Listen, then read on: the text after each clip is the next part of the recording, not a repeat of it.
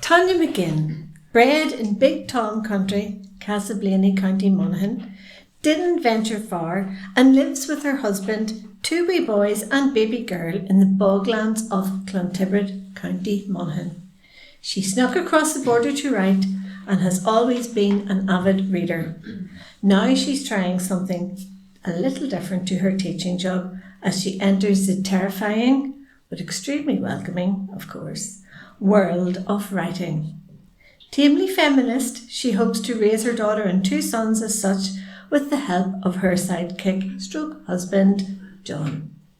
Now venturing into our realm of darkness with something she calls mental. How appropriately tacky. Tanya Mc Ginn.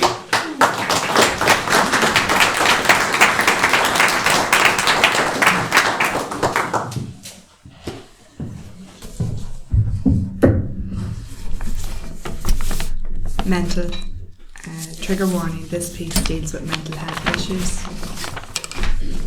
Gentle yet firm hands gripped her shoulders and shook her back to consciousness. She fought to catch a full breath, her heart dancing violently against her ribcage. Urgently she panted, "What happened? Who screamed?"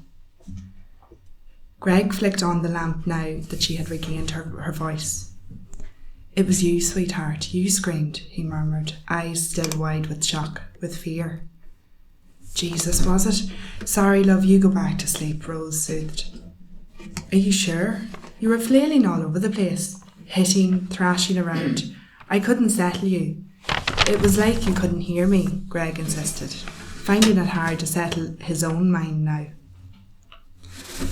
"God, I'm awful sorry for waking you, and you up early for work tomorrow. I'm fine now, it must have been a dream. Get some rest now, love, I'm grand." Sweat literally pooled beneath her t-shirt, uncomfortably moist, especially under her breasts. In horror, she spotted the damp patch on the bed beneath where she'd lain.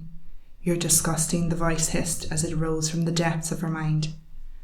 Revolted, she bolted from the room to the ensuite, where she scrubbed the nightmare away in the cold water of the shower.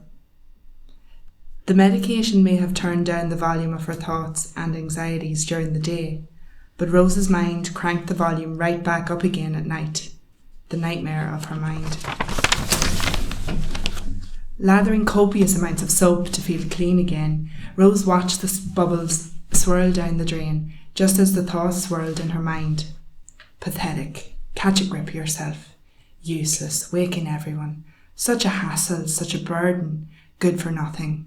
Better off dead. Rose wrenched the power off and roughly towel dried herself. As she moved to the sink, she counted the hours until she could take her next tablet.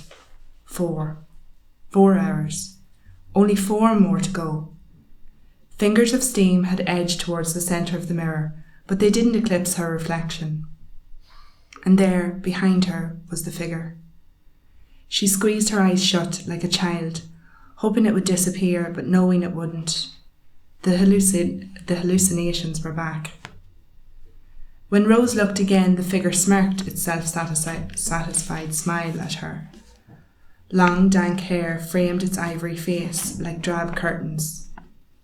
It lounged carelessly against the doorframe, its voice echoing in her ears, taunting her, baiting her, awaiting her inevitable reaction.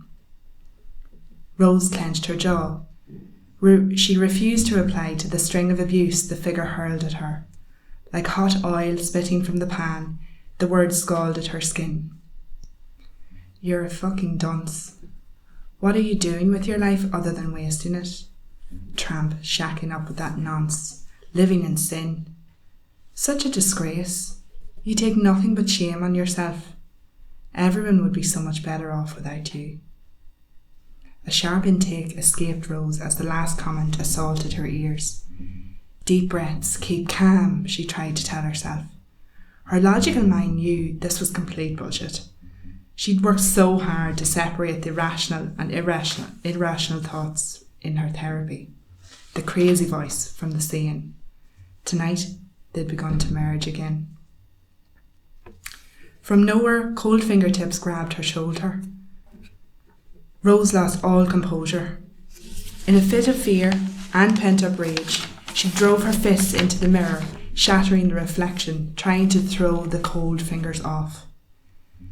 The illusion slunk back into the shadows. Rose, fucking hell, your hands, Rose, Greg choked, tightening his cold fingers around her wrists. Realization dawned. Rose had feared that the figure had reached through the shadows of her mind and had finally made contact with her physical world. But no, it had been Greg, coming out of kindness to check on her. It was his hand.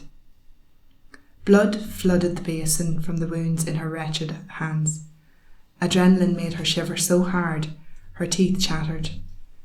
Greg stared into her face and found something there. There you are, Rosie, he whispered softly.